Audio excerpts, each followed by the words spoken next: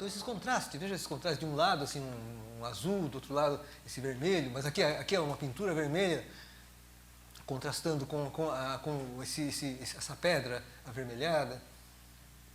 E vamos entrando nos pavilhões. Os pavilhões por dentro são convencionais, com os brinquedos típicos das experiências, aí não tem nenhuma diferenciação.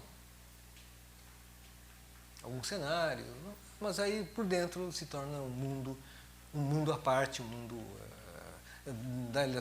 da química, da física, enfim. São os pavilhões. E aí sim, a diferença é a articulação desses espaços. Então nós temos corredores, como esses, no qual se cria situações que seguramente à noite vocês vão perceber que isso deve ser uma sanca, que à noite deve ter um outro efeito, mas ao mesmo tempo ele é aberto, aberto assim que ninguém passa por aqui, mas quando chega aqui, acho a pessoa pode cruzar. E ao cruzar, ele vai ver assim, bom, então há ambientes ou pátios intermediários utilizando este paisagismo desértico, que é um pouco este ecossistema da região de São Luís Potosí. Então, aí, por exemplo, este elemento que nós vimos na casa do Barragán, fechado com vidro amarelo, aqui aparece como um brise, uma coisa que gera quase uma coisa concreta, né? E por fora, nós vemos esse elemento comum. Então, por dentro é uma coisa, por fora é outra coisa. E aqui começamos a ver, então, essas soluções, né? Que seja, olha, uma grande parede. Esta parede que, em o Barragán não fez coisas tão grandes assim, mas no Legorreta isso poderia ser uma parede com cor. É um granito que se contrasta com essa abertura, essa boca metálica, né? Ou mobiliários, ou enfim. Esse granito é só revestimento? É só revestimento. Não é a massa? Né? Não é. É só um revestimento. Parece que esse prédio é todo construído, não é uma construção metálica, parece. Parece a cobertura parece um metálico, Eu confesso que eu não reparei qual é a... Deve ser um metálico, sim. 3. Eu realmente não sei. São galpões industriais, assim, vamos dizer, do ponto de vista... Bom, nós estávamos aqui, descendo aqui, então nós temos um pátio, onde tem uma torre, né? Essa torre que é um observatório.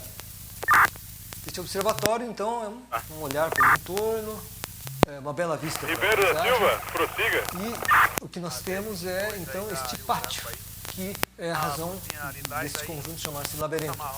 Um labirinto de cactos. Simbólico, O que tem, sei lá, da mas é a paisagem, mochila o aí, eu quero paisagismo. sobre explicar, mano. A dois que é a pé e um de bike. Foi sentido aí a Gretchen. Passou por mim, mas que não soube informar. E aqui eu vejo, por exemplo, esse elemento. Tio 10-4. Nós já vimos isso em algum lugar, né? Tirei uma cor da bike, Oliveira. Puxadinho, assim. Isto também é uma Não sabia a cor da releitura, rua. Não sabe nada, aí fica difícil. no caso do Legorreta, sobre um certo tipo de presença da água no ambiente da arquitetura. Ô, Oliveira, Uma o Diogo, releitura dá um CPT aí, Oliveira. desse jardim muçulmano, desse jardim de mesquitas ou Saltada nébias ali, que é da empresa ali de ar-condicionado aí. os labirintos, né? Me levaram a bolsa dele aí, 2 QRA, a pé E essa coisa da bike espessura aí. de novo, né? Só que na hora que ele me informou aí, que era Coisa da espessura, se eu me informar direito, eu já tinha que passado por mim. não é os famosos 25 centímetros de uma parede. É a densidade, como Mas não tem nem o movimento com a porta, é Salmona, novidade. Foi lá na Conselheiro como Neves. em Barragán, é parte de um desenho, de uma certa inércia. Olha, este elemento aqui, veja, por exemplo. Não localiza a foto que você passou aí. Botou aí não? Ah, ela tá aí pelo... Bom, esses são os corredores, esses espaços de exposições, como vocês estão vendo, que num lugar quente como esse, precisa ter um lugar para descanso, sombreado, né? Como eu disse, isso é um ambiente meio desértico, né?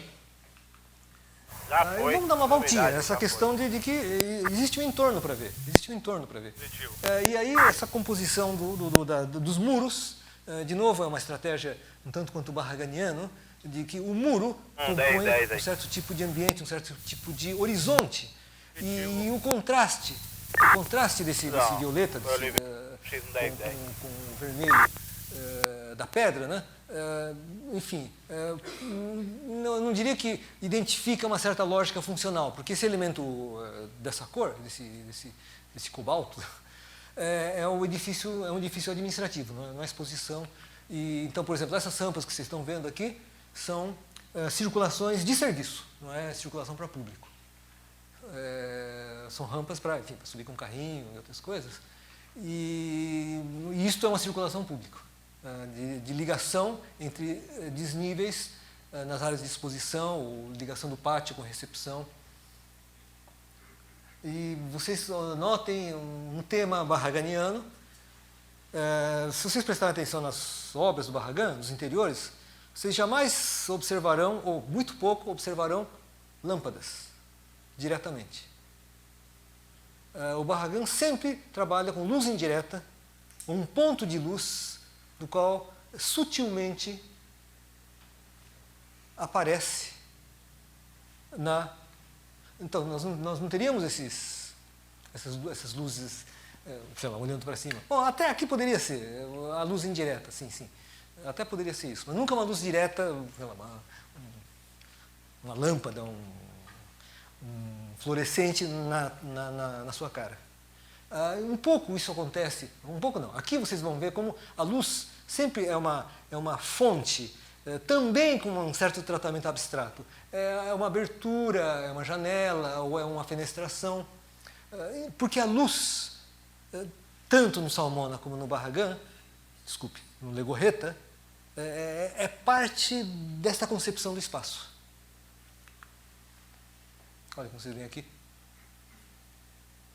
É claro que isso é fotografia, então isso tende um pouco a estourar. Mas aqui, bom, daqui é uma janela mesmo, mas isto é um ponto de luz com uma lâmpada. Que vocês não veem a lâmpada, porque a lâmpada está aqui dentro, está aqui por cima. Você tem uma escavação e tem uma luz indireta, criando essa como se fosse uma janela. E aqui é uma área de serviços, né? Vocês estão vendo os computadores, enfim, um pátio, vocês estão vendo em que prédio estamos, né? E, por exemplo, essa solução que não cabe na foto, mas é uma iluminação indireta nessas abóbadas também. Não é um shed, é um sistema de iluminação que se pretende indireto. E nessas arquiteturas, não se esqueçam de entrar nos banheiros. Sempre. Banheiro sempre tem. Banheiros são muito, muito legais. Nós vamos ver um banheiro do Sanaá em Nova York, que é um barato. Divertido, vai.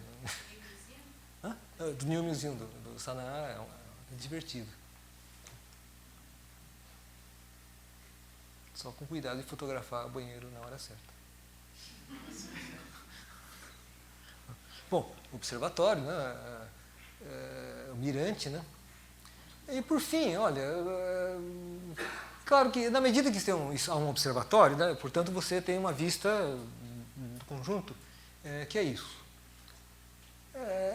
Isso é uma coisa, vamos dizer, à parte, né, porque estava em reforma. O prédio era novo, mas já estava em reforma, estava algum problema de impermeabilização da laje, né?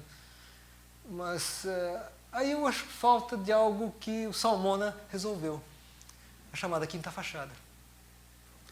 Na medida que vocês enxergam por cima o edifício, e aí, olha, nós estamos vendo o labirinto, nós estamos vendo todos os elementos. Esta quinta fachada não está tratada. E poderia ter sido tratado, enfim, eu acho que é um tema a se pensar. Está ruim? Não é que não está ruim. Mas isso é uma tecnologia mexicana. Se vocês repararem, a impermeabilização mexicana não é preta, nem bota aquelas plaquinhas como se faz aqui no Brasil. Eles conseguem uma impermeabilização com esse negócio vermelho, que, como vocês estão vendo, não tem nada a ver com a cor do prédio, mas é vermelho. Isso é uma coisa popular, vocês encontram assim favelas com essa impermeabilização. Vocês não vão encontrar no México, ou muito raramente, telhadinhos Vocês vão encontrar sempre planos. Porque essa laje, existe um sistema que não sei qual é, com esse negócio vermelho, que deve funcionar muito bem. E funciona muito bem, mas vocês veem que é uma coisa meio, sei lá, meio sem graça, né? Enfim. Dentro dessa arquitetura mexicana dos grandes arquitetos dessa geração dos anos 30, nascidos nos anos 30, nós temos o Francisco Serrano. Eu botei Francisco Serrano porque também o Serrano, já um arquiteto que está chegando aos seus 70 e poucos, 80 anos, hoje é Serrano e Serrano, assim como Legorreta e Legorreta. Não é mais um arquiteto que... claro que, em certo sentido, é autoral, mas, no fundo, já é um grande escritório, talvez um dos, hoje, 2 ou 3 grandes escritórios mexicanos. Mas ele fez esse projeto do Terminal 2, do Aeroporto Internacional da Cidade do México, inaugurado em 2007, e esse aeroporto, aí vocês vão ficar dizendo, podem ficar, assim, os mexicanos dizem que é o mais movimentado da América Latina, os brasileiros dizem que é Guarulhos, não importa, mas é um terminal que nasceu da necessidade de ampliar a infraestrutura aeroportuária. E, diferentemente dos grandes aeroportos ou da reestruturação do sistema aeroportuário no mundo, de modo geral, vocês vão encontrar os grandes aeroportos no mundo feitos em estrutura metálica. Diferentemente, aqui foram muito mexicanos. Usaram concreto, usaram pré-moldados. Então, vocês estão vendo aí o aeroporto, vocês estão vendo que está no meio da cidade. É o aeroporto internacional, corresponderia ao nosso Guarulhos, só que vocês estão vendo que está no meio da cidade. E esse Terminal 2 está nessa cabeceira, vamos dizer, né? E esta forma geométrica, do qual vocês estão vendo aqui os fingers, as pontes, né? O terminal, e aqui uma praça de ingresso. Então, os carros chegam por aqui, entram, descem ou sobe passageiro e vai embora. Então, isso daqui é uma recepção, daqui se entra para os check-ins e despachos, etc. Ou o contrário, né? Pega-se as malas, e aqui são os embarques e desembarques.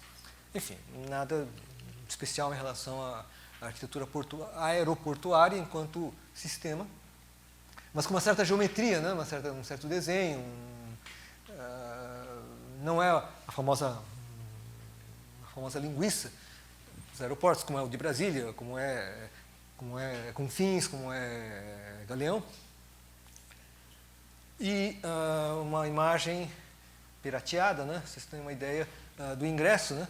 Tem o ingresso, tem essa praça com um círculo, né? Deve ser, Ronaldo. Vocês veem que os nossos aeroportos, sendo lineares, costuma ter, bom, vocês gostam que seja com banhos, que seja com bica, sempre são aqueles negócios, Terminal 1, Terminal 2, Terminal 3, e aí precisa andar 2 quilômetros para chegar do primeiro até o terceiro. Não, esse é o Terminal 2. Mas cadê o resto? O resto dá, tem um pouco aqui, tem um pouco aqui, tem um pouco aqui. São vários terminais. Mas esses terminais são, assim como antigamente existia Terminal Varig, Terminal Gol, TAM, né? Então, esse terminal, acho que é Aerolíneas, desculpe, é Aeroméxico, mas são os terminais das empresas mexicanas.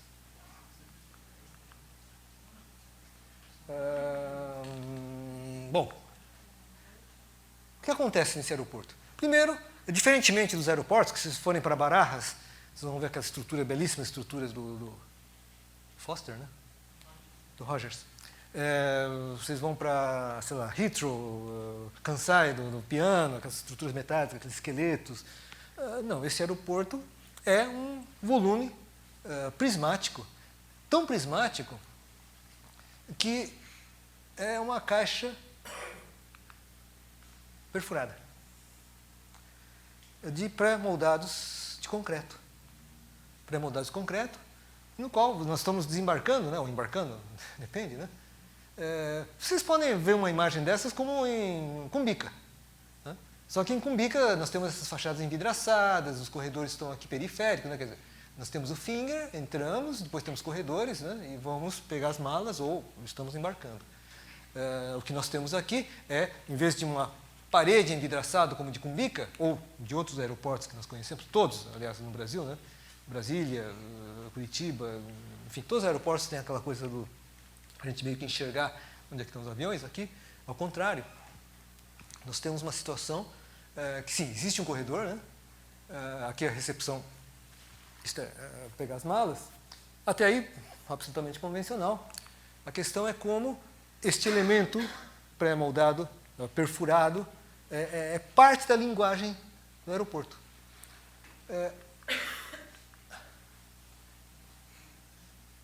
Ele é todo assim. A paisagem do interior do aeroporto é este elemento vazado, ou este elemento perfurado. Isso daqui é um embarque. Bom, vocês vão ver essas curiosidades, que não é curiosidade para os mexicanos, porque o México é um país sísmico, né?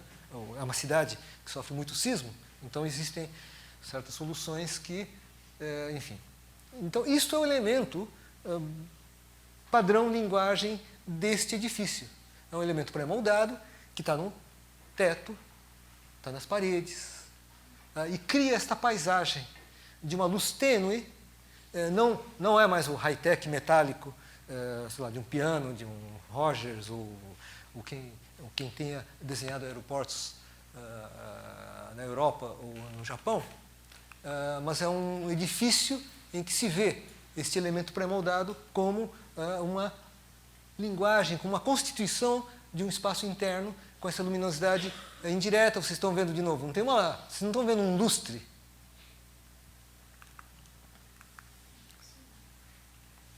A luz está em cima disso. Oi? Tem algumas. Deve ser de emergência.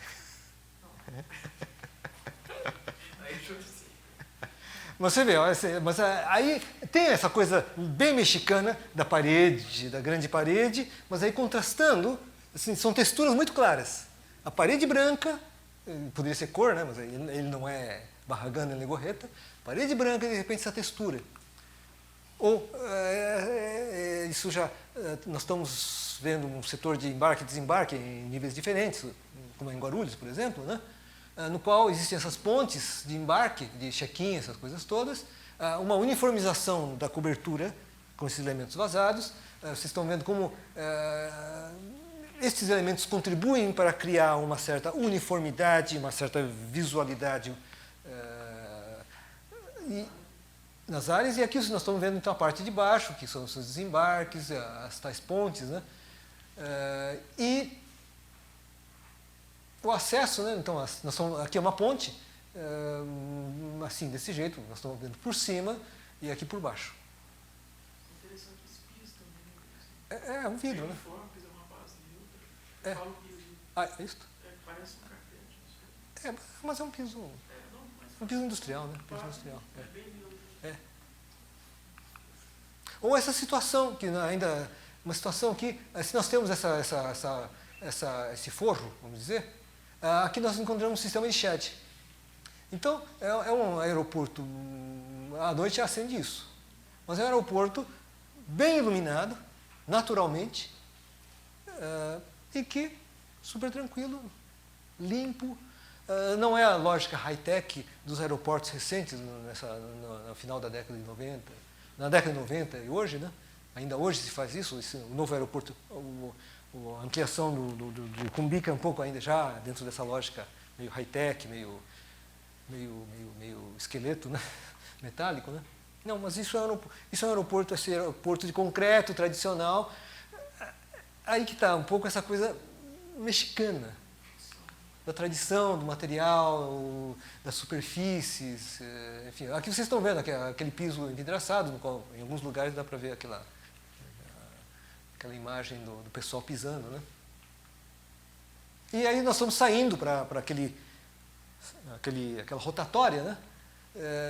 Então vocês veem que no fundo é uma grande estrutura metálica que se esconde no forro, né? Então aqui aquela rotatória de embarque e desembarque, aquele centro que fica claro quando a gente vê na planta que não é o sistema de desembarque linear, como são os nossos aeroportos, o que vocês conhecem dos nossos aeroportos. É um sistema de rotunda. Essa luz, esse projetor está super claro. Mas o Teodoro Gonçalves de León é o arquiteto mais antigo, mais velho. O Francisco Serrano, do aeroporto, trabalhou com o Teodoro Gonçalves de León. E o Teodoro Gonçalves de León era, então, junto com o Legorreta, os dois principais arquitetos vivos até 2010. Sim, da mesma geração, que, vamos dizer, quase disputavam os mesmos encargos governamentais, o Gonçalves de León e o Legorreta. Mas, enfim, o Teodoro Gonçalves de León continua trabalhando. E este é um museu universitário, no campus universitário da UNAM, no México. Então, vocês sabem que o México é a maior cidade latino-americana, 20 e poucos milhões de habitantes.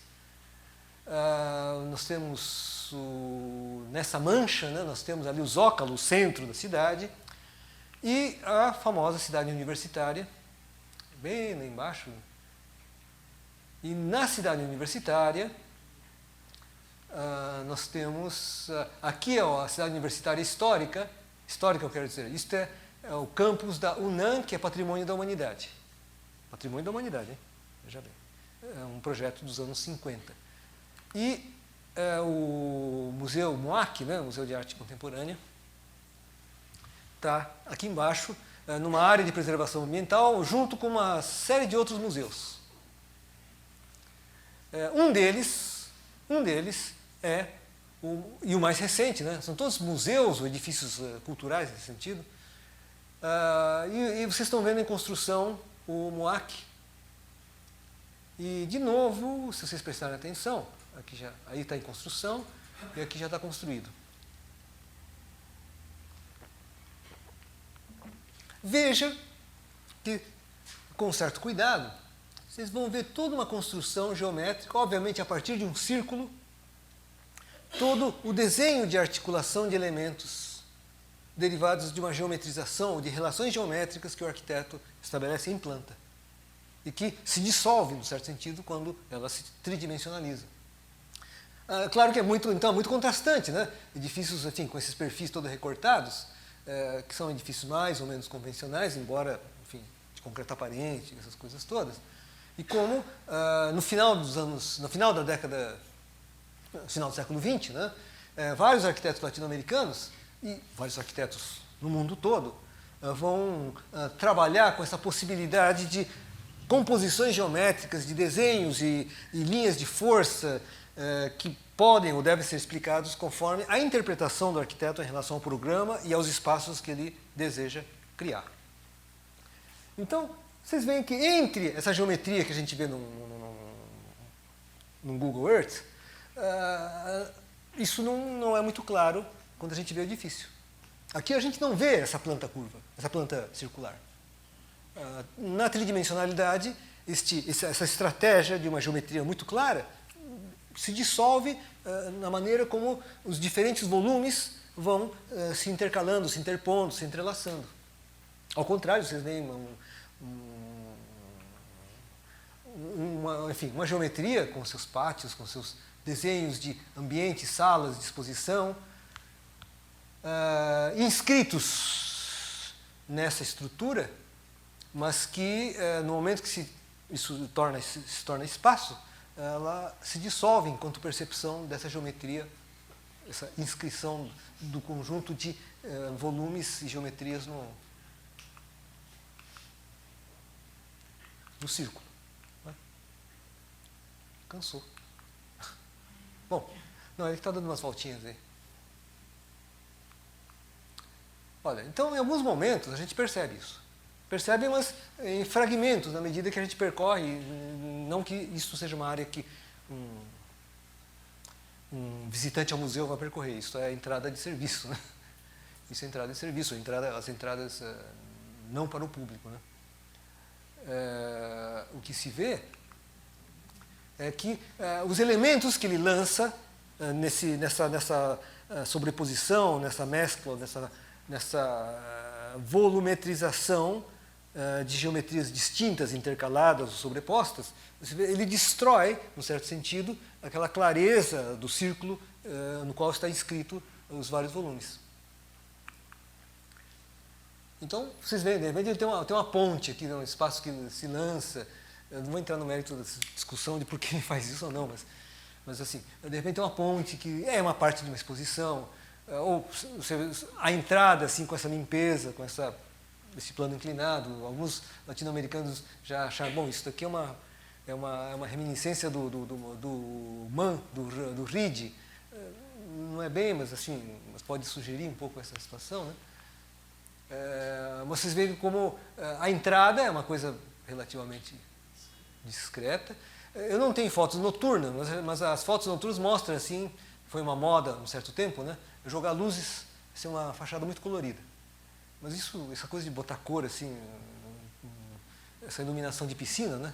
Já ficou completamente kitsch. Muito bom para piscina, né? Mas para fachada de edifício. Ou para, como é que chama? Para bingo, né? O bingo é muito bom. Olha, então, bom, enfim, alguns detalhes do acesso. O acesso, como vocês estão vendo, há uma setorização no qual a geometria, a inscrição da geometria circular, ela aparece aqui. Mas na medida que ele chanfra, ele cria formas, ele corta. Se você pegasse uma maquete e começasse a cortar para lá e para cá, ele cortou aqui. Isso já destrói uma parte, ele tangencia o círculo e já destrói essa percepção. Mas o círculo continua aqui, num certo sentido. O círculo está aqui. Só que na medida que ele chanfra, ele vai desmontando a projeção do círculo nessa tridimensionalidade. Ao facetar, exatamente ao facetar. Então, há uma separação muito clara, há uma certa, vamos dizer, uma leitura, a arquitetura parlante, a arquitetura que se expressa.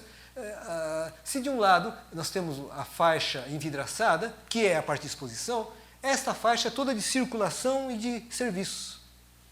Então, ele cria uma galeria com um pórtico bem iluminado. Bem, vamos ver.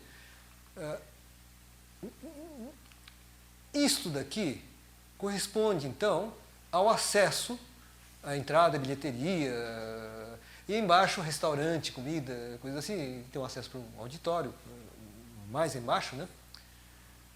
E serviços ou, enfim, administrativo, salas de conferências, mas em cima, a parte visível do edifício é a parte onde estão as salas de exposição.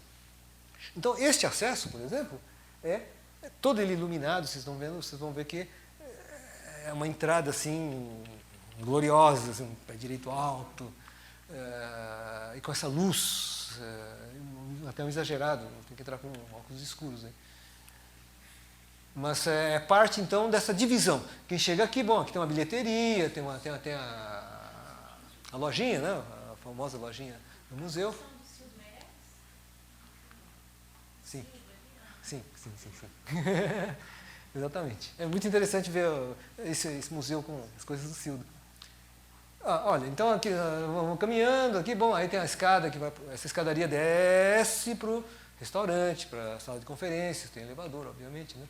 E aqui é transversalmente, aqui, se daqui é o eixo, vamos dizer, se esta linha é uma secante em relação ao tal círculo, então transversalmente para aqui nós temos o eixo perpendicular que leva às áreas de exposição.